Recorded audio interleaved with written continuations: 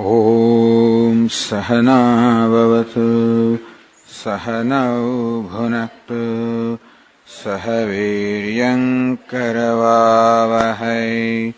तेजस्विनावधीतमस्तु मा विद्विषावहै।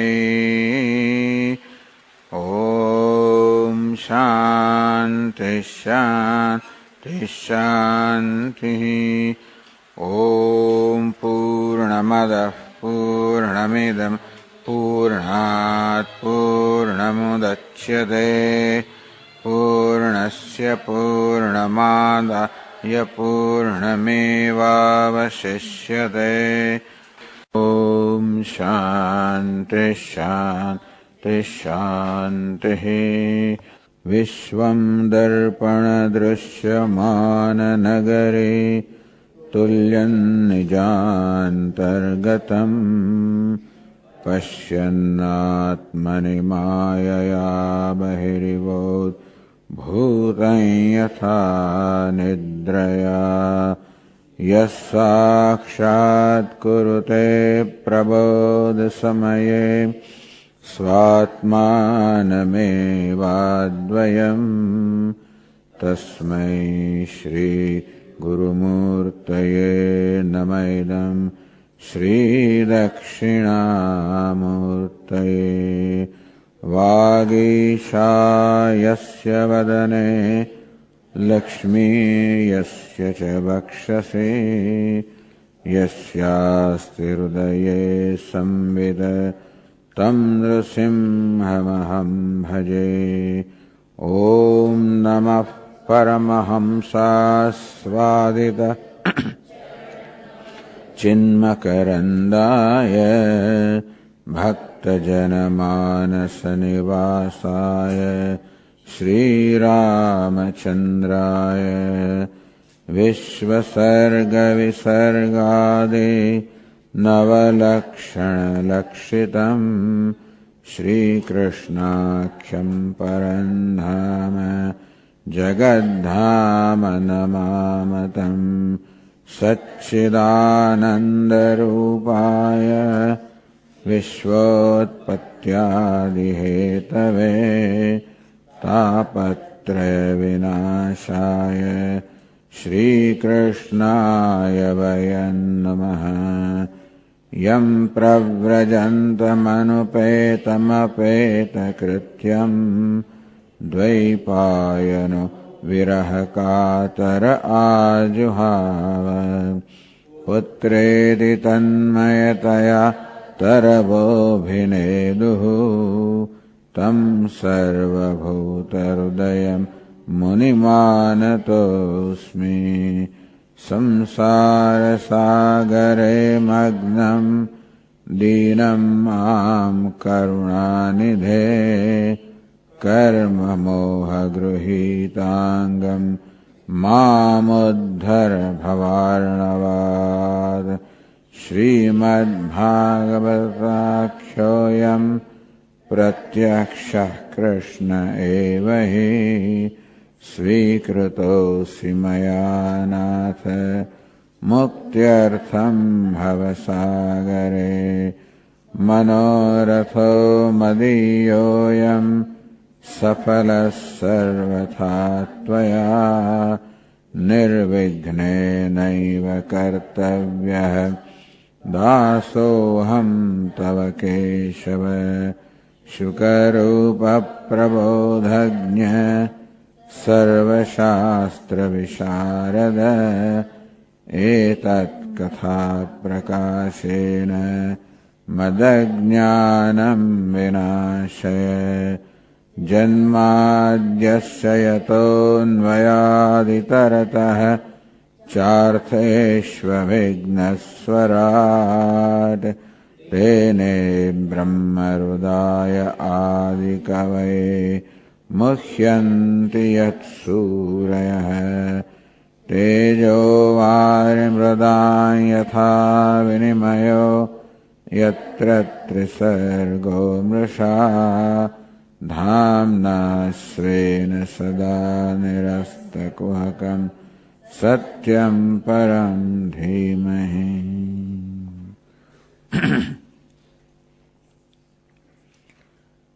શ્રીમદ ભાગવતના એકાદશ સ્કંદનો 14th અધ્યાયનો પ્રારંભ આપણે કર્યો ગયા વખતે, જેમાં ભક્તિયોગનો મહિમાનું વર્ણન છે.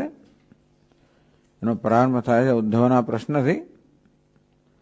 વદંતી કૃષ્ણ શ્રેયાંસી બહુની બ્રહ્મવાદિનઃ. હે શ્રી કૃષ્ણ, બ્રહ્મવાદી એટલે કે બ્રહ્મ એટલે વેદ, તો વેદમાં જે નિષ્ણાત કે વેદનું કથન કરનારા જે મહાત્માઓ છે,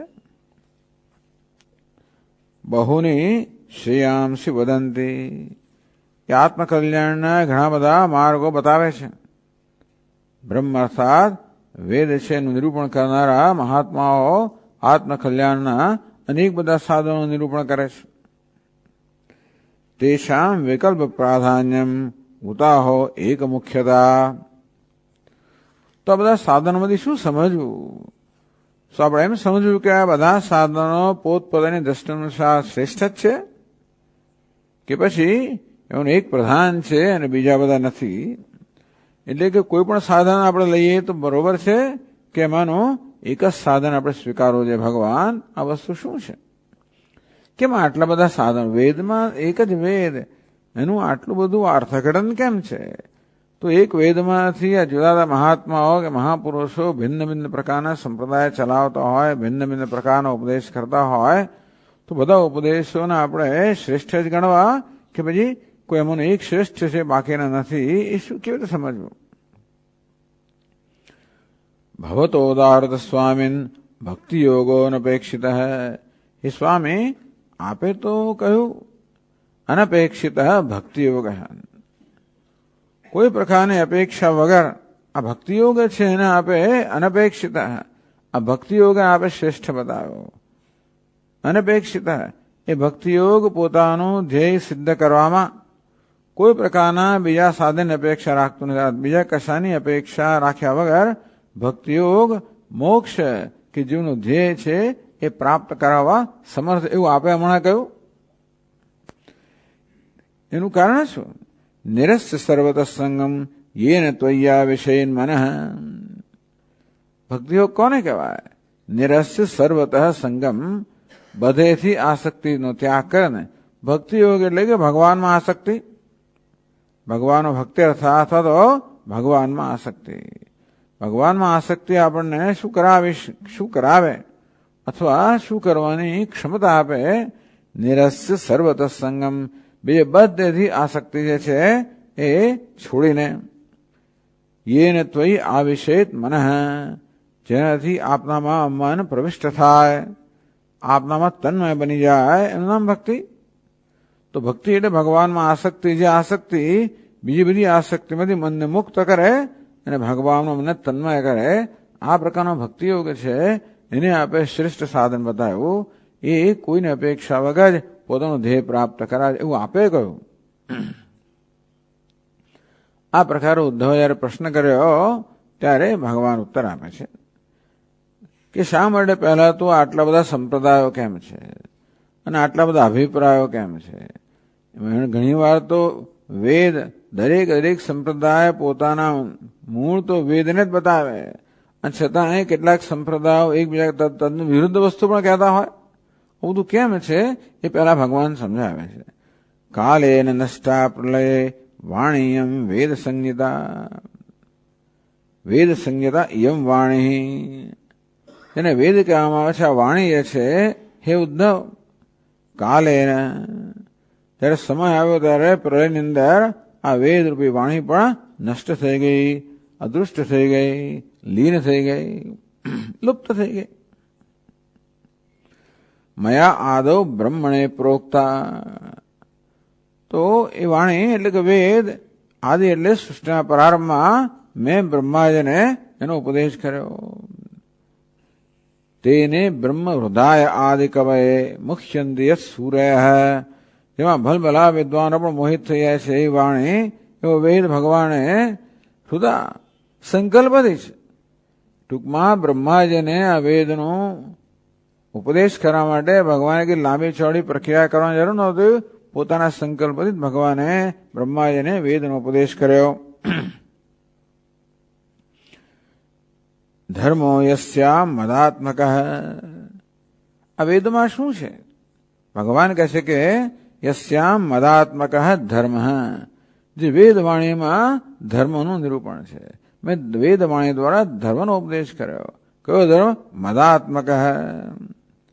હું જેનો આત્મા છું, એટલે મારી પ્રાપ્તિનો માર્ગ જેમાં છે. ભાગવત ધર્મ જેનાથી ભગવાનને પ્રાપ્ત કરી શકાય, એ ધર્મ એ વેદનું ખરેખર તો મુખ્ય વિષય છે. વેદનો મુખ્ય વિષય તો ભગવાન જ છે અને ભગવાનની પ્રાપ્તિનું સાધન. વેદમાં ભગવાનનું નિરૂપણ છે અને ભગવાનની પ્રાપ્તિના સાધન નિરૂપણ છે. એ વેદૈ અનેકૈ અહમેવ વેદ્ય. બધા વેદ દ્વારા છે વડે હું જ જાણવાનો વિષય છું. તો આ રીતે મારી પ્રાપ્તિનો જે માર્ગ બનાવનાર જે ધર્મ છે, એ જેનો વિષય છે, એવા વેદરૂપી વાણીનો ઉપદેશ મેં બ્રહ્માજીને સૃષ્ટિના પ્રારંભમાં મારા સંકલ્પથી કર્યો. પછી આ પરંપરા ક્યાંથી એ પરંપરા ચાલી? તેન પ્રોક્તા જ પુત્રાય મનવે પૂર્વજાય સા. એ બ્રહ્માએ પોતાના પુત્ર મનુ, એ પૂર્વજ એટલે જ્યેષ્ઠ, બ્રહ્માજીએ પોતાના જ્યેષ્ઠ પુત્ર મનુને એનો ઉપદેશ કર્યો. તત, અને ત્યાર પછી એનાથી એટલે આ મનુજીએ ઉપદેશ કર્યો. ભૃગવાદે અગ્રણન સપ્ત બ્રહ્મ મહર્ષય. આ સાત બધા બ્રહ્મ મહર્ષિ, પ્રજાપતિ મહર્ષિ, સાત મહર્ષિઓ જે પ્રજાપતિ હતા, જેમણે પ્રજાની ઉત્પત્તિ કરી. ભૃગુ, અંગિરા, મરીચી, પુલહ, અત્રિ, પુલશ્ચ, ક્રતુ, આ બધા સાત ઋષિઓ જે મહર્ષિઓ, એમને આ તો મનુ દ્વારા આ ઉપદેશ એમને પ્રાપ્ત થયો. તેભ્ય પિતૃભ્ય તત્પુત્રા દેવદાનવ ગુહ્યકા. આ સાત મહર્ષિઓમાંથી આ બધી પ્રજા, યેષામ લોક ઇમાહ પ્રજા, આ સાત મહર્ષિઓમાંથી બધી પ્રજા છે. માત્ર મનુષ્યો જ નહીં, પરંતુ જગતની અંદર જે કંઈ પ્રકારના જીવો અને પ્રાણીઓ છે, એ બધા છેવટે આ પ્રજાપતિમાંથી ઉત્પન્ન થયા. એટલે કહે છે તેભ્ય પિતૃભ્ય, આ બધા પિતાઓ પાસેથી, પોતાના પૂર્વજો પાસેથી. તત્પુત્રાહ, એમના સંતાનો, એમના સંતાનોએ પોતપોતાના પિતા પાસેથી. કોણ સંતાનો છે? દેવ, દાનવ, ગુહ્યકા. આ ભિન્ન ભિન્ન બધી જીવનીના નામ છે. દેવતાઓ, દાનવો, ગુહ્યકો. મનુષ્યા સિદ્ધ ગંધર્વા, મનુષ્યો સિદ્ધો ગંધર્વો. સવિદ્યાધર ચારણા, વિદ્યાધર ચારણ. કિન દેવા કિન્નરા નાગા. કિન દેવા, અજાત જાતના બધા કે ભાઈ આ દેવ છે કે મનુષ્ય છે, કહી ના શકાય એવા કિન દેવા. કિન્નરા, એ જો તો કે ભાઈ મનુષ્ય સમાન આકૃતિ વગેરે હોય પણ મનુષ્ય ના હોય. કિન્નરા. નાગા, રાક્ષસો. કિમ પુરુષાદય, વળી પાછી પુરુષ સમાન દેખાતા પણ પુરુષ ના હોય. બહ્વ્યઃ તેષામ પ્રકૃતયઃ. તો આ બધા પ્રજાપતિના ભિન્ન ભિન્ન પ્રકારના સંતાનો, આ સિવાયના પણ બધા બહુ છે. આ બધા સંતાનોએ પોતપોતાના પૂર્વજો પાસેથી આ વેદનો ઉપદેશ પ્રાપ્ત કર્યો.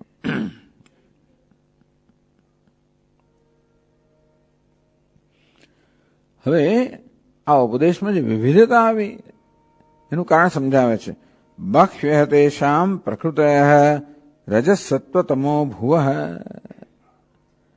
રજસત્વતમો ભુવઃ, રજોગુણમાંથી, સત્વગુણમાંથી, તમોગુણમાંથી જન્મેલી પ્રકૃતિઓ. આ પ્રકૃતિ જે છે એ સત્વ, રજસ, તમસ, એ ત્રણ ગુણોનું પરિણામ છે. તો આ બધા જ એમના સંતાનો થયા. દેવ, દાનવ, ગુહ્ય, આ બધા ગુહ્યક વગેરે, આ બધાની પ્રકૃતિ ભિન્ન ભિન્ન છે. એ દરેકમાં સત્વ, રજસ, તમસ આ ત્રણ ગુણોનું પ્રમાણ જુદું જુદું છે. એને કારણે દરેકનો સ્વભાવ જુદો છે. બહ્વ્યઃ તેષામ પ્રકૃતઃ, પ્રકૃત માટે બધાની પ્રકૃતિ સ્વભાવ જુદા જુદા છે. યામિ ભૂતાની ભિદ્યંતે, જેને કારણે આ પ્રાણીઓ એકબીજા કરતા જુદા જુદા હોય. છેવટે પ્રકૃતિને કારણે બધું બદલાઈ જાય. એમનો આકાર બદલાઈ જાય, ચહેરો બદલાઈ જાય, ને બધું બદલાઈ જાય. શરૂઆત સરખી હોત હોય, ધીમે ધીમે ધીમે તમો ગુણને કારણે જડતા આવે, રજોગુણને કારણે ખૂબ ચંચળતા આવે, સત્વગુણને કારણે એકદમ શાંતિ કે પ્રસન્નતા આવે. અંતેથી આ બધી વસ્તુ એમના ચહેરા પર, વ્યક્તિત્વ પર, બધી વસ્તુ પર અસર થાય નહીં. એને કારણે કાળે કરનાર જાત જાતના બધા જીવો, જંતુઓ બધા થયા. યા ભી ભૂતાની ભિદ્યંતે. આ પ્રકૃતિના ભેદને કારણે, પ્રકૃતિની વિવિધતાને કારણે આ બધા ભૂત અર્થા બધા પ્રાણીઓ જે છે કે જીવો છે એકબીજા કરતા જુદા જુદા છે. ભૂતાના મતયસ્તથા. આ બધા પ્રાણીઓ એકબીજા કરતા જુદા થાય, જો એની મતિ પણ જુદી થાય, કારણ કે એ મતિમાં સત્વ રજસ તમસ આ બધા ગુણોમાં ના બંધારણમાં જુદા ફેરફાર હોય છે.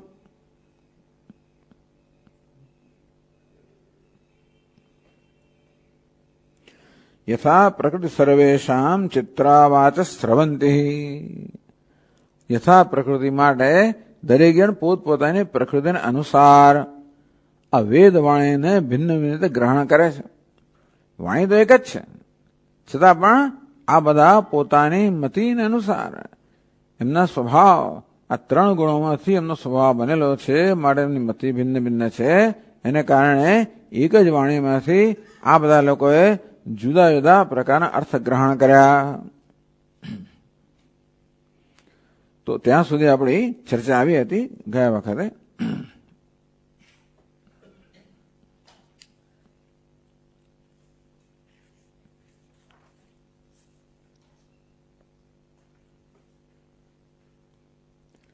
અહીંયા આગળ વંશીધર નામના એક ટીકાકાર છે, એ બતાવે છે કે ભિદ્યંતે અનેક રૂપા ભવંતી. આ બધાની મતિ અનેક પ્રકારની થાય છે. તેથી દરેકની દ્રષ્ટિમાં પોતાની મતિ પ્રમાણે પુરુષાર્થની સમજ જુદા જુદા પ્રકારની હોય.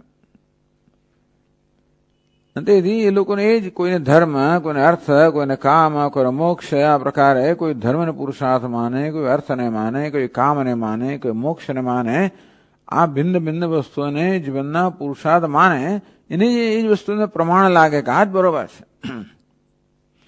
અત દૃષ્ટાંત શ્રી મહાભારત અશ્વમેધ પર્વણી. મહાભારતના અશ્વમેધ પર્વમાં દ્રષ્ટાંત આપ્યું છે, વર્ણન છે. દેવર્ષેશ્ચ નાગાશ્ચાપી અસુરાશ્ચ પ્રજાપતિમ. દેવર્ષિઓ, દેવતાઓ, ઋષિઓ, નાગો, અસુરો આ બધા પ્રજાપતિ પાસે ગયા. પરિપૃચ્છન ઉપાસીના શ્રેયો ન પ્રોચ્છિતામિતિ. અને પ્રજાપતિને પ્રશ્ન કર્યો, હે ભગવાન, અમારા માટે જે કલ્યાણનું સાધન હોય એનો આપ અમને ઉપદેશ કરો. તેષામ પ્રોવાચ ભવન શ્રેયસ સમનુપૃચ્છતામ. તમે લોકો તમારા શ્રેયની પૃચ્છા કરી રહ્યા છો. ઓમ ઇત્યેકાક્ષરમ બ્રહ્મ. બધા આટલું કહ્યું. બ્રહ્માજી શું કહ્યું? ઓમ ઇત્યેકાક્ષરમ બ્રહ્મ. બસ ઓમ આ પ્રકારનો ઉપદેશ બ્રહ્માજી આ બધા લોકોને કર્યો. એકાક્ષરમ બ્રહ્મ. એક અક્ષરનું કે એક અક્ષર રૂપે બ્રહ્મ, ઓમ એ એક અક્ષર છે, એ જ બ્રહ્મ છે. એ ઓમ એવો ઉપદેશ બ્રહ્માજી આ બધાને કર્યો.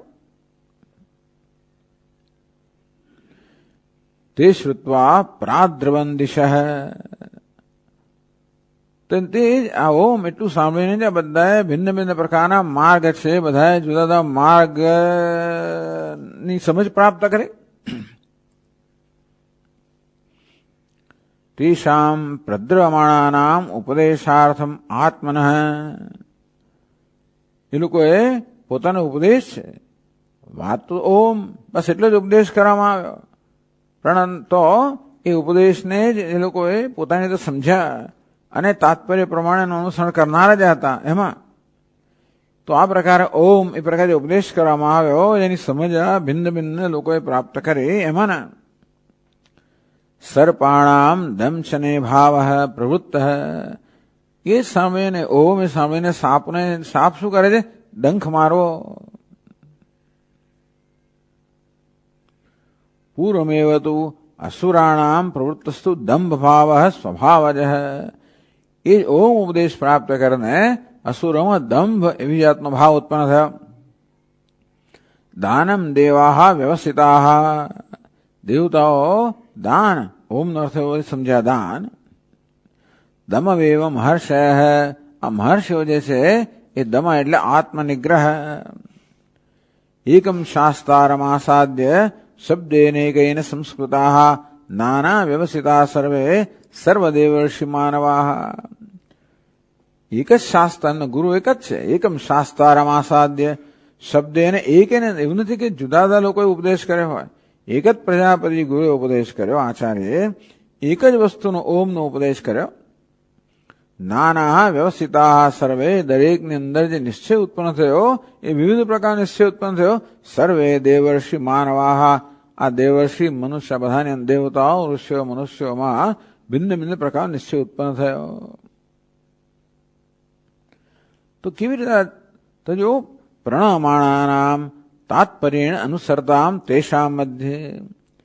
ઓમ એ જ વાસ્તવમાં શ્રેયનું સાધન છે અનુસરણ કરનારા. હવે ઓમ ઓમ ઉચ્ચારણ કરવું હોય તો પ્રણવોચ્ચારણે મુખસ્ય ઉન્મીનયો હોય દુષ્ટિમ કૃત્વા. આ સાપ બિચારો છે એ મોં આમ ઉઘાડા બંધ કરે ને, ટૂંકમાં ઓમ ઓમ ઓમ એમ કરવા માટે. સ્વીય સ્વભાવાનુકૂલમ મુખોન્મિલન નિમિલન સાધ્યમ દમછનૈવ. તો ઓમ ઓમ ઉચ્ચાર કરવું એટલે શું કરવું? એનો સ્વભાવ છે ડંખ મારવો. પહેલેથીનો સ્વભાવ તો છે ડંખ મારવાનો. એટલે આપણે ઓમ ઓમ ઓમ એમ બોલવા માટે શું થાય? આપોઆ જ મોં ખુલ્લું પડે, બંધ કરવાનું, ખોલવાનું, બંધ કરવાનું. એનો સ્વભાવ ડંખ મારવાનો છે. એટલે તરત એવું સમજ્યા કે પ્રજાપતિએ ડંખ મારવાનો ઉપદેશ આપ્યો. અંતેથી આ સર્પ લોકો જે છે બધું ડંખ મારવાનું છે એને પ્રમાણ માન્યું.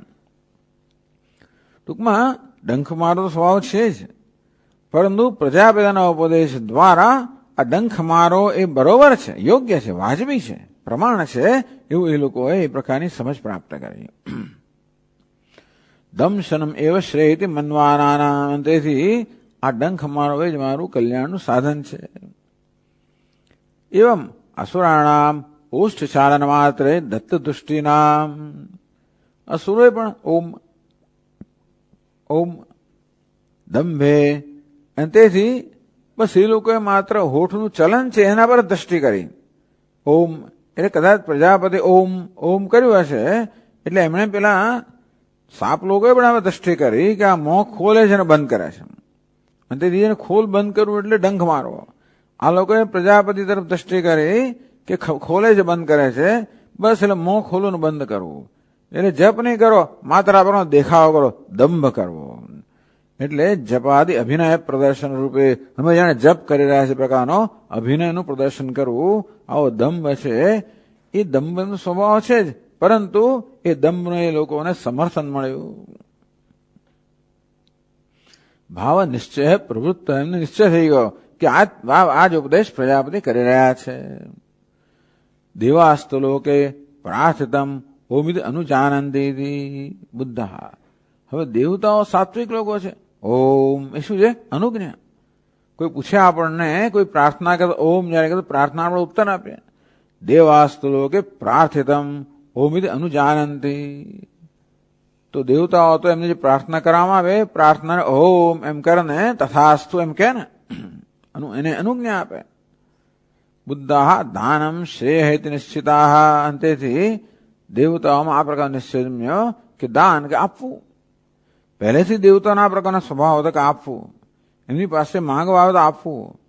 અને ઓમ એટલે પ્રજાપતિ ઓમ એમ કહ્યું. હવે એટલે દેવતાઓ શું સમજ્યા? ઓમ એટલે અનુમતિ આપવી. ખૂબ પૂછીએ તો આપણે કહીએ ને ઓમ હું આ કરું ઓમ, એનો અર્થ કે અનુમતિ આપી. તો પહેલી જ અનુમતિ આપવી દેવતાનો સ્વભાવ હતો. અને જે પ્રાર્થના કરવામાં આવે ને અનુમતિ આપવાનો સ્વભાવ હતો. એટલેથી શું સમજ્યા? ઓમ એમ બોલ્યા એટલે અનુમતિ આપવી, દાન આપવું. એ પ્રકારનો નિશ્ચય એ લોકો આપ્યો હતો. દાનમ દેવા વ્યવસ્થિતા દમમ એવ મહર્ષય. મહર્ષયસ્તુ ઉમિત્યસ ઉચ્ચારણે ઓસ્ય પુરુ ઉપસંહારોમ દમમ શ્રેયો મે નિરેતિ. મહર્ષિઓએ પ્રજાપતિ બોલ્યા છે ઓમ, આમ ઓમ પ્રજાપતિ બોલ્યા એના પછી કેવું અર્થઘટન કર્યું. સાપ લોકોએ ડંખ મારવાનું, અસુર લોકોએ દંભ કરવાનું, દેવતાઓએ દાન કરવાનું, મહર્ષિઓ ઓમ એમ બોલ્યા હશે. તો આપણે ઓમ બોલીએ એટલે જો મકાર પર થોડો ભાર દેવામાં આવે તો પછી હોઠ બંધ થઈ જાય ને. એટલે મહર્ષિઓએ હોઠ બંધ થયો અને એને મહત્વ આપ્યું કે આ કહી રહ્યા છે. મહર્ષયસ્તુ ઓમિત્યસ્ય ઉચ્ચારણે ઓષ્ઠ પ્રવૃત્તિ ઉપસંહાર રૂપમ. ટૂંકમાં ઓઠની પ્રવૃત્તિ બંધ કરી દેવી, બધી પ્રવૃત્તિ બંધ કરી દેવી, બધી પ્રવૃત્તિનું નિયંત્રણ કરવું, એ રીતે દમમ શ્રેય મેનરે. એ લોકો મહર્ષિઓ આ પ્રકારનો અર્થ કાઢ્યો કે પ્રજાપતિ કહી રહ્યા છે કે દમ આત્મસંયમ હોવો જોઈએ, એવું ઓમ દ્વારા કહી રહ્યા છે. મહર્ષિ એમ સમજાય કે ઓમ દ્વારા પ્રજાપતિ કહી રહ્યા છે કે બધી પ્રવૃત્તિમાં શાંત થઈ જવું જોઈએ. દેવતાઓ સમજાય કહી રહ્યા છે કે દાન કરવું જોઈએ.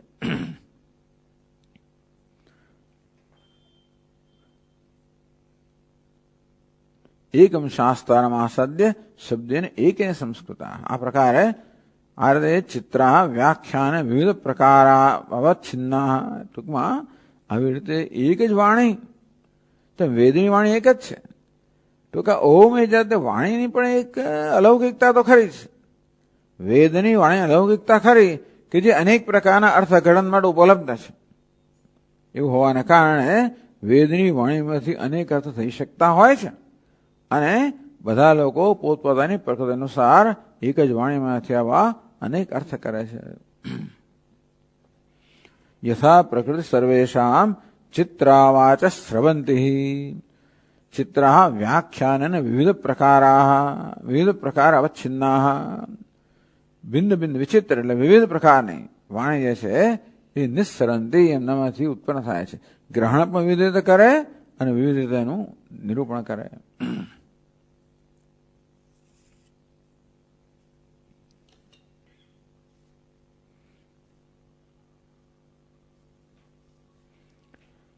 આ રીતે ભગવાન આ ઉપસંહાર 8મા શ્લોકમાં કરે છે.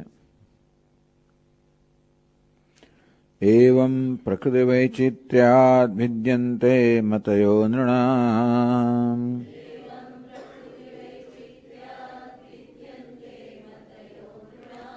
પારંપર્યેણ કેશાંચિત પાખંડ મતયો પરે.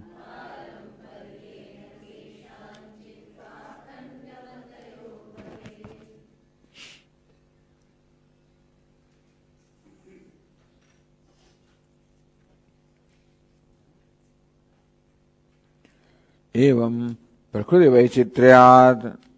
આ પ્રકારે પ્રકૃતિની અર્થાત સ્વભાવની વિચિત્રતા, વિવિધતા. આ પ્રકારે સ્વભાવની વિવિધતાને કારણે ભિદ્યન્તે મતયો નૃણામ. બધા મનુષ્યની બુદ્ધિમાં ભિન્નતા આવી જ જાય છે. એટલે પ્રકૃતિ વૈચિત્ર્યાદ પારંપર્યેણ બે વસ્તુ છે. માણસના પોતાના સ્વભાવની વિવિધતાને કારણે તો ઉપરાંત પરંપરાની વિવિધતાને કારણે કે સ્વામિનારાયણ એક પ્રકારની પરંપરા હોય, પેલાની બીજા પ્રકારની હોય, પેલા કેટલી બધી પરંપરા હોય જ છે. આપણે તો મુખ્ય જાણીએ પણ તમે જ્યાં જાઓ ને ત્યાં જુદી પરંપરા તમને જણાય કે ગામડાઓની અંદર જાત જાતની પરંપરા હવે આપેલી છે. કેટલા બધા ગુરુઓ છે, વળી આ બધા એમને કેટલા બધા પોતાના ગ્રંથો છે, શાસ્ત્રો છે, કેટલા ઉપદેશો છે અને ગામના હજારો લોકો આ બધાનું અનુસરણ કરતા હોય છે. શહેરોમાં વળી બીજા પ્રકારનું હોય. ત્યાં આ રીતે એવં પ્રકૃતિ વૈચિત્ર્યાત પારંપર્યેણ. ના પરંપરાનું એવું થતું હોય છે ને કે જે પરંપરા પોતે હોય એ જ એને શ્રેષ્ઠ માને માણસ, ભાઈ બીજા કોઈને માને નહીં. ભલે ને ગમે તો બીજો કહેતો હોય તો પણ કે નહીં અમારા જે કહે છે એ શ્રેષ્ઠ છે, આ શ્રેષ્ઠ નથી. એ પરંપરાને કારણે પણ વિવિધતા આવે, પોતાના સ્વભાવને કારણે પણ વિવિધતા આવે. એટલે છેવટે ઉપનિષદો તો એક જ છે, છતાં ભિન્ન ભિન્ન આચાર્યોનો અર્થઘટન ભિન્ન ભિન્ન કર્યા સ્વાભાવિક છે. એટલું જ નહીં પરંતુ એ આચાર્ય અર્થઘટન કરે એમાંથી પછી એમના શિષ્ય પરંપરામાં પાછા ધીમે ધીમે થોડું ફેરફાર થતા વળી પાછા જુદા જુદા કંઈ ફેરફાર થયા જ કરવાના. એટલે એવં પ્રકૃતિ વૈચિત્ર્યાદ ભિદ્યતે મતયો નૃણામ પારંપર્યેણ. આમ પરંપરાને કારણે પણ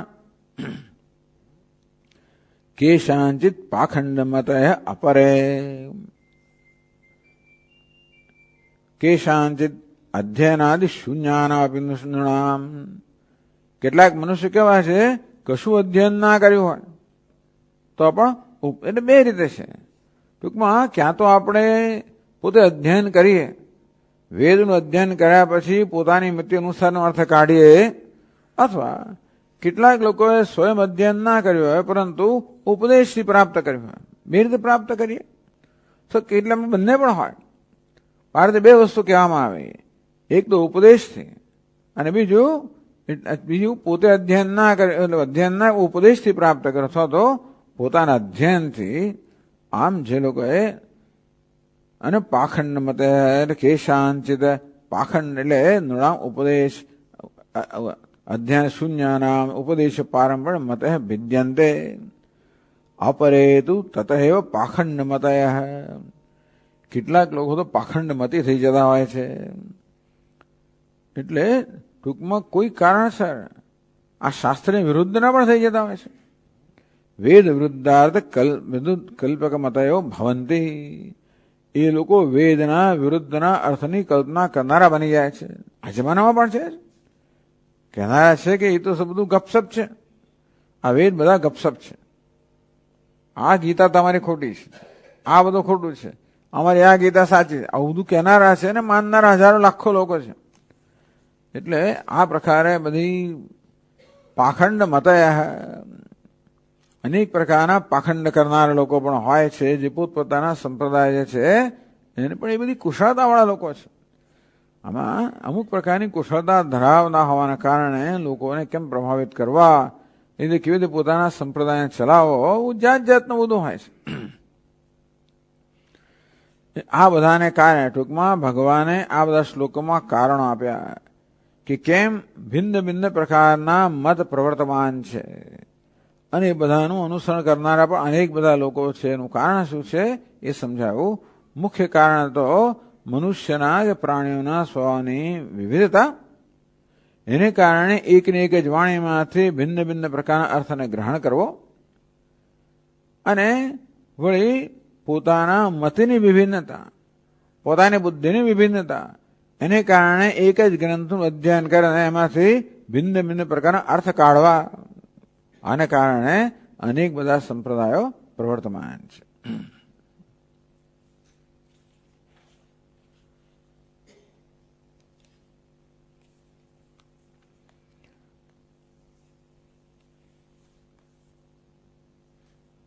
આગળ કહેશે ભગવાન, મન્માયા મોહિત ધિયઃ પુરુષાઃ પુરુષર્ષભ. મન્માયા મોહિત ધિયઃ પુરુષાઃ પુરુષર્ષભ. શ્રેયો વદન્ત્યનેકાંતં યથા કર્મ યથા રુચિ. શ્રેયો વદન્ત્યનેકાંતં યથા કર્મ યથા રુચિ. મન માયા મોહિત ધિયઃ. મારી માયાથી જેમની બુદ્ધિ મોહિત થઈ ગઈ છે, ભગવાનની માયા તો પ્રવર્તમાન છે જ બધે. એ માયા સત્વ રજસ તમારા 3 ગુણની બનેલી છે, જેને કારણે બધાની બુદ્ધિ મોહિત થઈ ગયેલી છે. એવા લોકો પુરુષાહ પુરુષર્ષભ. તો ભગવાન ઉદ્ધવને પુરુષર્ષભ, પુરુષાણામ ઋષભ, પુરુષાણામ શ્રેષ્ઠ, પુરુષોમાં જીવોમાં શ્રેષ્ઠ એવો હે ઉદ્ધવ. તો પુરુષર્ષભ શ્રેય વદંતી અનેકાંતમ. એટલા જ માટે આ બધા મારી માયાથી મોહિત થયેલી બુદ્ધિવાળા અનેક પ્રકારના શ્રેયના સાધનનો એ લોકો પ્રચાર કરતા હોય છે. યથા કર્મ યથા રુચિ. યથા કર્મ પ્રાચીન કર્માનુસારણ. તો માણસની જે બુદ્ધિ, જે પ્રકૃતિ છે ને, એ પ્રકૃતિની પર પ્રભાવ પાડનારા આ બધા છે યથા કર્મ. આપણે શું માનીએ છીએ, માણસ પ્રકૃતિ કેમ આ પ્રકારની છે, પોતાના પૂર્વ કર્મને અનુસરીને. એ પ્રકારે લોકો પ્રકૃતિ લઈને આવ્યા છે. યથા રુચિ, પોતાની રુચિ પણ લઈને આવેલા છે. યથા કર્મ યથા રુચિ, પોતાના કર્મ એટલે સંસ્કાર અને પોતાની રુચિ આ પ્રકારે અનેકાંતમ શ્રેય વદંતી. તો શ્રેય એટલે શ્રેય સાધનમ, અનેકાંતમ એટલે નાનાવિધમ, અનેક પ્રકારનો આ શ્રેયનું સાધન જે છે એ લોકો કહેતા હોય છે. આ કયા કયા શ્રેય સાધન છે એ જ વાત કરે છે. તો બધા લોકો આચાર્યો કહો કે પછી પ્રવર્તકો કહો, જે કહો તે, તો શ્રેય અર્થાત કલ્યાણનું સાધન અનેક રીતે વર્ણન કરે છે. તો જુદા લોકો કલ્યાણનું સાધન કઈ જુદી રીતે વર્ણન કરે છે એ ભગવાન પોતે જ હવે પછીના શ્લોકોમાં કહે છે. ધર્મમેકે યશશ્ચાન્યે કામમ સત્યમ દમમ શમમ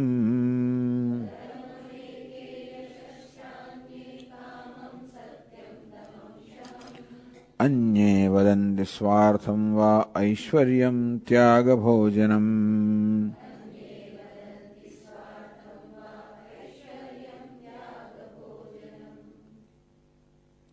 સ્વાર્થમ વૈ એવું પણ છે. અન્ય વદંતી સ્વાર્થમ વૈ ઐશ્વર્યમ ત્યાગભોજનમ. એકે કર્મ મીમાંસકા ધર્મમ એકે. કેટલાક લોકો કહે છે કે ધર્મ જ આપણા યશ આપના શ્રેય એટલે કલ્યાણનું સાધન છે. કોણ? કર્મ મીમાંસકા. આ બે પ્રકારના મીમાંસકો છે. કર્મ મીમાંસકા એટલે પૂર્વ મીમાંસકા, ઉત્તર મીમાંસકા. તો પૂર્વ મીમાંસકો એમ કહે છે કે કર્મ જ વાસ્તવમાં કે ધર્મ જે છે એ જ વાસ્તવમાં શ્રેયનું સાધન છે. એ કહે છે મોક્ષાર્થી ન પ્રવર્તેત તત્ર કામ્ય નિષિદ્ધયો નિત્ય નૈમિત્તિકે કુર્યાત પ્રત્યવાય જિહાસા ઇત્યાદિ. બસ મીમાંસકો એમ કે તમારે સ્વર્ગ પ્રાપ્ત કરવું છે.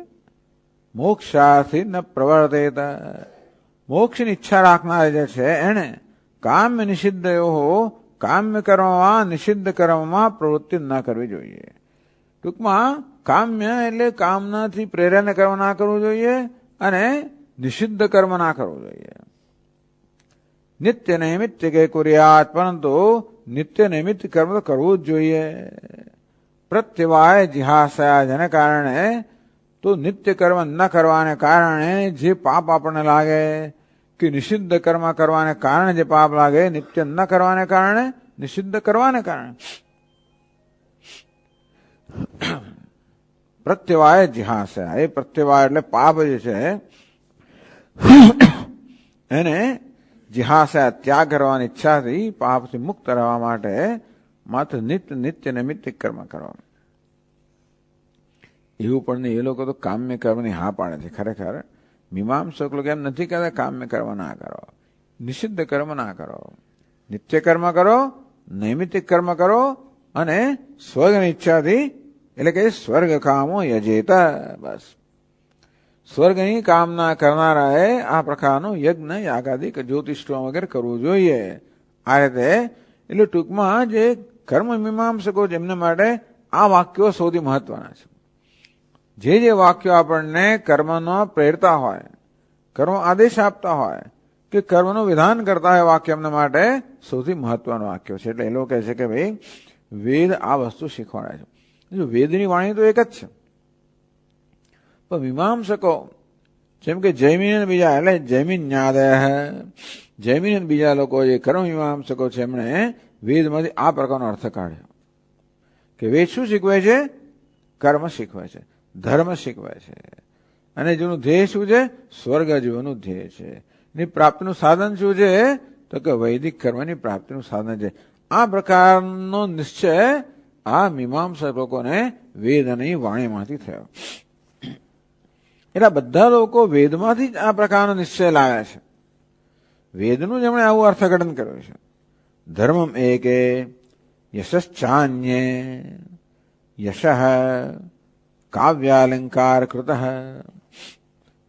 કાવ્ય અલંકાર વગેરેના જે કાવ્ય અલંકાર એટલે કાવ્ય અલંકાર આ બધાનું રચના કરનારાઓ જે કવિઓ હોય, મોટા મોટા લેખ કાવ્યમાં આવી જાય બધું. તો એ જમાનામાં સંસ્કૃત ભાષામાં વધુ તો જાણે કે કાવ્યમાં જ લખાતું હતું. ટૂંકમાં શ્લોકના રૂપમાં જ લખાતું હતું. ત્યાં ગદ્યના રૂપમાં ભાગે જ કશું લખાતું, બધું પદ્યના રૂપમાં જ લખાતું હતું. બધા સાહિત્યને કાવ્ય કહેવામાં આવે છે. એટલે જેમ કે કાલિદાસ હોય આ બધા જે છે એમની રચનાઓને કાવ્ય કહેવાય. કાવ્ય અલંકાર કૃત. આ લોકોના મત પ્રમાણે જીવનના કલ્યાણનું સાધન કયું છે? યશ. યશ એવ શ્રેયસ સાધનમ સ્વર્ગ સુખ પ્રદમ ઇતિ વદંતી. તમારે સ્વર્ગનું સુખ જોઈએ છે ને, બસ યશ પ્રાપ્ત કરો, એ તમને સ્વર્ગનું સુખ પ્રદાન કરશે, એવું એ લોકો માનનારા છે. આવી જાતની માન્યતા ધરાવનારા. યશશ્ચાન્ય કામમ કે છે કે વાત્સ્યાયના દેહ, વાત્સ્યાયન વગેરે જે છે જેને કામ શાસ્ત્ર રચના કરેલી છે, તો એ લોકો કામ એ જ જીવનમાં શ્રેય સાધન છે, એ જ સુખ પ્રાપ્તિનું સાધન છે એવું કહે છે. એટલે ધર્મ, અર્થ, કામ. મીમાંસક લોકો ધર્મને સાધન બતાવે. આ કાવ્ય વગેરે અલંકાર વગેરે રચના કરનાર લોકો યશ અર્થને સાધન બતાવે, અને આ વાત્સ્યાયન વગેરે લોકો કામને સાધન બતાવે. સત્યમ દમમ શમમ. સત્યમ યથાર્થ ભાષણમ. આપણે જાણીએ છીએ સત્ય એટલે યથાર્થ ભાષણ. આપણે એ વસ્તુને જેમ જાણીએ છીએ એ પ્રકારે જ ભાષણ કરવું એને સત્ય કહેવામાં આવ્યું. દમમ ઇન્દ્રિય નિગ્રહમ. પોતાની ઇન્દ્રિયો પર પ્રભુત્વ હોવું, ઇન્દ્રિયો નિગ્રહ હોવો. ભલે ઇન્દ્રિયો ગમે તે વસ્તુ માંગતી હોય, આ જ્ઞાનેન્દ્રિયો છે ગમે તે વિષયનું ભોગવવા માંગતી હોય, પરંતુ આપણે નિયમ કર્યો એ પ્રકારે જ એને ભોગવવા દઈએ. કર્મેન્દ્રિયો છે જાત જાતની વસ્તુ કરવામાં ચંચળતા હોય ને, કર્મેન્દ્રિયો ચંચળતા હોય એટલે જાત જાતનું કરવા માંગતી હોય એના પર નિયંત્રણ. જ્ઞાનેન્દ્રિયો ઝંખના હોય, જાત જાતના વિષયો ભોગવવા માંગતો એના પર નિયંત્રણ. દમઃ શમમ મનોનિગ્રહમ. યોગશાસ્ત્ર કૃત શ્રેષ્ઠ સાધનમ વદંતી. યોગશાસ્ત્રના રચયિતા જે છે એમ કહે છે કે સત્ય એટલે કે યમ, નિયમ, પછી દાન, દમ, શમ, આ બધા વાસ્તવમાં જીવનના શ્રેયની પ્રાપ્તિના સાધન છે. શ્રવણ મનોનિગ્રહ. શ્રવણ મનની શાંતિ, મન પર પ્રભુત્વ પ્રાપ્ત કરવું જોઈએ, મનને રાગ દ્વેષથી મુક્ત કરવું જોઈએ, મનને શુદ્ધ બનાવવું જોઈએ, મનને નિશ્ચલ બનાવવું જોઈએ. એ વાસ્તવમાં સુખનું સાધન છે એવું કહેનારા છે. અન્યે વદંતિ સ્વાર્થમ વા ઐશ્વર્યમ ત્યાગ ભોજનમ.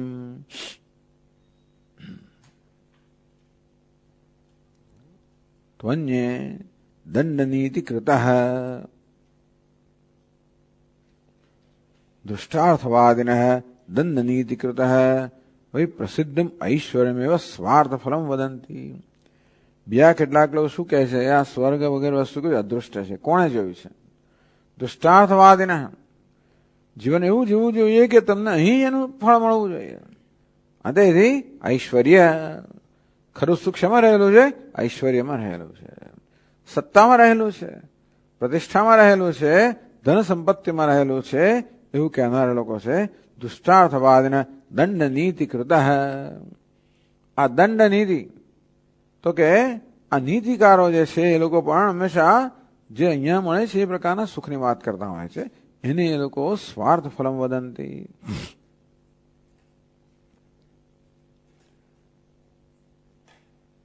એટલે એ લોકો શું કે ખબર છે?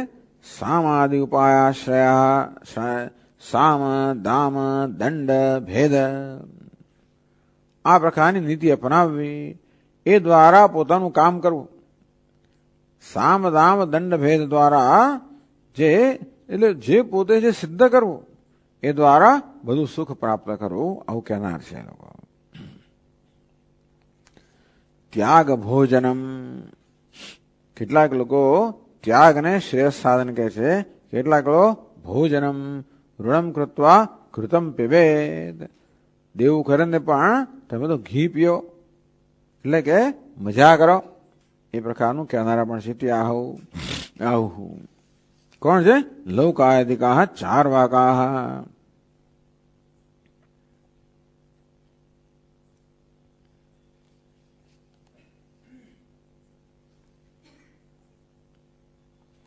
પછી આગળ કહે છે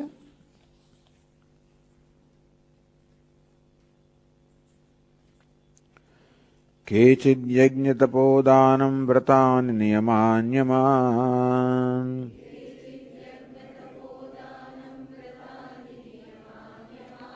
આદ્યંતવંત એવૈષામ લોકાઃ કર્મ વિનિર્મિતાઃ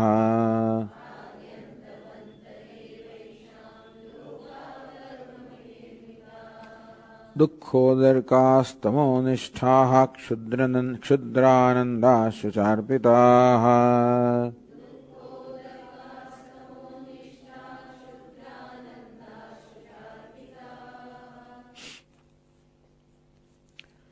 કેચિદ યજ્ઞ તપોદાનમ વ્રતાન નિયમાન્યમાન કેચિત પૌરાણિકાઃ કેટલાક પૌરાણિક લોકો એટલે યજ્ઞ તપોદાનમ તો વૈદિક લોકો યજ્ઞ શ્રેયસ સાધનમ વદંતી કેટલાક લોકો જીવનમાં બસ યજ્ઞ કર્યા કરો એ જીવનમાં શ્રેયનું સાધન છે. કેટલાક લોકો તપોદાનાદિ નિષ્ઠા કેટલાક તપશ્ચર્યાને જીવનું સાધન બતાવે શ્રેયનું, કેટલાક લોકો દાન અને જીવ શ્રેયનું સાધન બતાવે. વ્રતાની નિયમાન્યમાન વળી કેટલાક લોકો બધા જા જતા વ્રતને, કેટલાક નિયમને, કેટલાક યમને.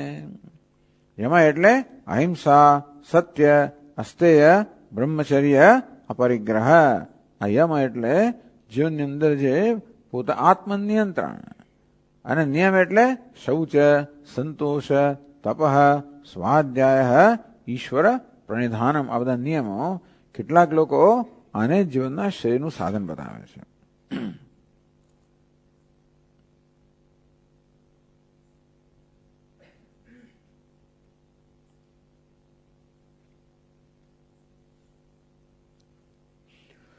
આ પ્રકારે બધા સાધનની વાત કરવામાં આવી.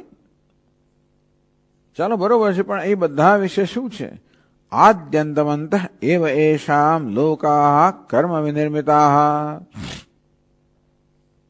આ ત્યાગ ભોજન છે ને, ત્યાગ ભોજનમ કહેવામાં આવ્યો ને, એક શબ્દ કહેવામાં આપણે ત્યાગ અને ભોજન એવો અર્થ કર્યો, પરંતુ ત્યાગ ભોજન, ત્યાગ કરો ભોજન કરવું એવો પણ અર્થ કરનારા છે.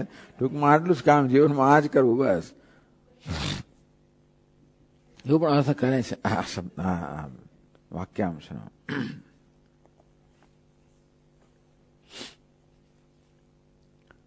આદ્યંતવંત એવૈષામ લોકાઃ કર્મ વિનિર્મિતાઃ. લોકાઃ એતૈ સાધ્યાની ફલાની. લોકનો અર્થ શું છે કે આ બધું કરવાને કારણે જે ફળ પ્રાપ્ત થાય છે આપણને, આદ્યંતવંત ભગવાન કે બધા આદિનંત વાળા છે, અર્થાત બધા મર્યાદિત છે. લોકાઃ કર્મ વિનિર્મિતાઃ. કર્મથી જે કંઈ વસ્તુ પ્રાપ્ત થાય એ તો હંમેશા મર્યાદિત થવાની જ છે. આદ્યંતવંત કૌંતેયનો આદિ પણ છે, અંત પણ છે. તેથી યત કૃતકમ તદ અનિત્યમ. કર્મથી જે પ્રાપ્ત થાય એ અનિત્ય હોવાનું જ છે. લોકાઃ કર્મ વિનિર્મિતાઃ. એ તો બરાબર, ચાલો આદિ અંતવાળા લોક એટલે કે ટૂંકમાં આ બધા ધર્મ કહો, જે કંઈ બધી આગળ સાધનો જે કહેવામાં આવ્યા એ બધાથી પ્રાપ્ત થનારું જે ફળ છે એ મર્યાદિત છે, આદિને અંતવાળો છે. ત્યાં સુધી કે યમ નિયમ બધું પણ, એટલે ઘણા લોકો એમ કહેતા હોય છે કે અમે સ્વામીજી અમે તો નીતિનું પાલન કરીએ છીએ, અમે કોઈને બગાડતા નથી, હું કોઈ જુઠ્ઠું બોલતો નથી, હું ચોરી કરતો નથી, હું પ્રામાણિક છું, મારે પછી શું જોઈએ? જીવન બીજું કંઈ જોઈએ? એ વસ્તુ સારી તો છે પણ પૂરતી નથી. પ્રામાણિક હોવું, નીતિનું પાલન એવું સારું તો ખરું પણ પૂરતું નથી. હજી એમને ઈશ્વર તો પ્રાપ્ત ના થયા હોય, એને કારણે હૃદયની અંદર જે કૃતાર્થતા જન્મવી જોઈએ, પરિપૂર્ણતા જન્મવી જોઈએ, જે આનંદ એ ન જન્મે. અને ઘણી વાર તો આ બધી નીતિ વગેરેનું પાલન કરવામાં વારંવાર પોતાની જે લાગણી હોય છે, લાગણીને કે પોતાના આવેગોને કચડવા પડતા હોય છે. અંદરથી કદાચ કે વસ્તુ ભોગવવાની ઈચ્છા જન્મી હોય છતાં પણ આપણે નિયંત્રણ રાખવું પડે. આ બધાને કારણે ઘણીવાર આ બધી આવી જાતનું જીવન જીવનારા લોકોના મનમાં ઘણો બધો જાણે કે એમની લાગણીઓની ઘણું બધું દમન હોય છે, એવું હોય છે. અને ઘણીવાર વિકૃતિ પણ હોય, અંદરથી ઘણીવાર દુઃખી પણ હોય લોકો બિચારા હોય. એટલે જેને કારણે જે જીવનની અંદર જીવન જે ખરે ખીલવું જોઈએ ખીલે નહીં એવું પણ બને, અને ખીલ્યું હોય પણ તો પણ એ ત્યાં સુધી ન ખીલ્યું હોય જ્યાં સુધી ખીલી શકવાની સંભાવના છે. મનુષ્ય જીવન ક્યાં સુધી ખીલી શકે? ઈશ્વરની પ્રાપ્તિ સુધી ખીલી શકે, ઈશ્વરને આત્મદયા પ્રાપ્તિ ખીલી શકે. તો આ બધા સાધનોથી તો ના જ ખીલે. અને તેથી એ પર્યાપ્ત નથી કે માણસ માત્ર નીતિનું પાલન કરે. અને એટલે ઘણા લોકો એવી રીતે સંતોષ માનવા માંગે છે, પણ યોગ્ય નથી. કારણ કે જે કે ન પ્રાપ્ત કરો નિત્ય વગેરેથી પણ આદ્યંતવંત, એ બધી વસ્તુઓ આદિનંતવાણી છે. લોકા કર્મ વિનિર્મિતા દુઃખોદર્કા તમોનિષ્ઠા ક્ષુદ્રાનંદા શુચાર્પિતા. ભગવાન આ ચાર વસ્તુ કહે છે. ટૂંકમાં ભક્તિ સિવાયના આ બધું કહેવાનો હેતુ એ છે કે ભગવાનની ભક્તિ સિવાયના સાધનથી જે કે વસ્તુ પ્રાપ્ત કરી હોય બધી મર્યાદિત તો હોય, તદુપરાંત એમાં આ ચાર પ્રકારની વિશેષતા કે ચાર પ્રકારની મુશ્કેલીઓ રહેલી છે. એક તો શું છે? દુઃખોદર્કા, દુઃખાની ઉત્તર ફલાની યેષામ તે.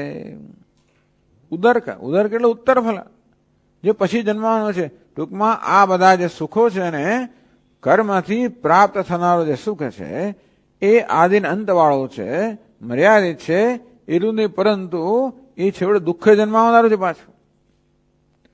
માટે ધ્યાન રાખવું, કર્મથી પ્રાપ્ત થયેલી વસ્તુ, કારણ કે વિયોગનો દુઃખ જન્માવે. કર્મથી પ્રાપ્ત થયેલું સુખ હોય, મર્યાદિત હોય, મળે વિયોગ થવાનો છે, એને કારણે દુઃખ જન્માવે.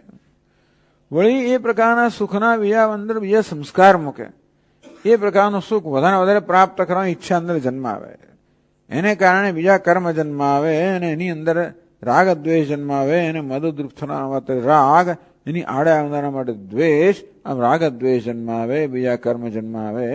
અને આ રીતે કર્મનો પણ શ્રમ જન્માવે, જન્મનો પણ શ્રમ જન્માવે, આ જન્મ મૃત્યુ દુઃખ જન્માવે. આ રીતે આ બધા શું કેવા છે? દુઃખો દરખાની. ટૂંકમાં એના પરિણામ દુઃખ પ્રાપ્ત થાય છે. પછી બીજું શું? તમોનિષ્ઠા. છેવડે આપણને તમસમાં અર્થાત આપણને જડતામાં લઈ જાય છે, અંધકારમાં લઈ જાય છે, જડતામાં લઈ જાય છે. મોહાવસાના, એ મોહ ઉત્પન્ન કરનાર છે. આ બધું સુખ, વિષયોનું સુખ પ્રાપ્ત કર્યા પછી પણ માણસમાં ક્યારેય વિવેક જન્મતો નથી. એનામાં એક વર્ષમાં વિવેક ના જન્મે કે હમણાં જે સુખ મને પ્રાપ્ત થયું આત્માનું સુખ છે, એ તો એમ જ માને કે આ સુખ તો વિષયમાંથી પ્રાપ્ત થયું. અને એ પ્રકારનો નિશ્ચય વધારે વધારે દ્રઢ થતો જાય. એટલે કહે છે કે તમોનિષ્ઠા, મોહ, મોહ જે આ સુખનો અનુભવ છે એ મોહ દૂર કરનારો નથી. ક્ષુદ્રાનંદા તુચ્છ એવ આનંદાયેભ્ય. આ વિષયોમાંથી આનંદ મળે કેવો છે? ક્ષુદ્ર છે, તુચ્છ છે. કદાચ આપણને સ્વર્ગનો આનંદ મળે તોય પણ એ તુચ્છ એટલા મળે છે કે અનંત આનંદની તુલનામાં તો એ તુચ્છ જ છે. ક્ષુદ્રાનંદા શુચાર્પિતા. અને છેવટે શુચા એ ત્રીજી વિભક્તિ છે શુચ શબ્દની. શુચા અર્પિતા વ્યાપ્તા. શુચા એટલે શોકેન અર્પિતા વ્યાપ્તા. આ બધા સુખ છેવટે છે એ શોકથી વ્યાપ્ત છે. આ રીતે ભગવાને આખી ભૂમિકા બાંધી. શા માટે? ભક્તિ એ વાસ્તવમાં શ્રેયનું શ્રેષ્ઠ સાધન છે એ ઉપદેશ કરવા માટે. ભક્તિ સિવાયના જ સાધનો છે એ બધાની મર્યાદાનું અહીંયા આગળ વર્ણન કરવામાં આવ્યું. અને ત્યાર પછી ભગવાન ભક્તિનું વર્ણન કરશે. પછી આગળના ક્લાસથી આપણે એની ચર્ચા કરશું. ઓમ પૂર્ણમદ પૂર્ણમિદમ પૂર્ણાત પૂર્ણમુદચ્યતે પૂર્ણસ્ય પૂર્ણમાદાય પૂર્ણમેવાવશિષ્યતે. ઓમ શાંતિ શાંતિ शान्ति शान्तिः। सच्चिदानन्दरूपाय विश्वोत्पत्त्यादिहेतवे तापत्रयविनाशाय श्रीकृष्णाय वयं नमः। जन्माद्यस्य यतोऽन्वयादितरतः चार्थेष्वभिघ्नस्वराट् तेने ब्रह्महृदाय आदिकवये मुह्यन्ति यत्सूरयः।